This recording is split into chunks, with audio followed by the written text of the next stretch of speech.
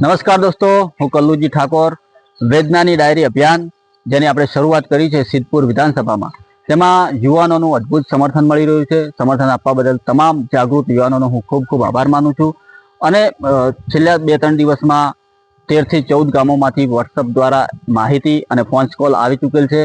તે ગામોની હું ટૂંક જ સમયમાં મારી ટીમ સાથે મુલાકાત લેવાનો છું અને એમની જે વેદના દબાયેલી છે આપણી સમક્ષ રજૂ કરવાનો છું.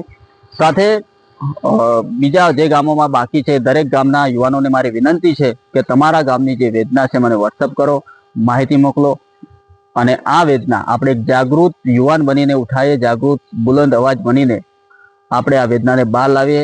અને જાગૃત યુવાનની એક જ જવાબદારી આવે છે કે પોતાના વિસ્તારમાં જે વેદનાઓ દબાયેલી છે એ વેદનાને બહાર લાવે અને આ જે મુદ્દાઓ છે એ સરકાર સુધી પહોંચે અને એનું નિરાકરણ લાવે એવી આપણે કાર્ય કરીશું.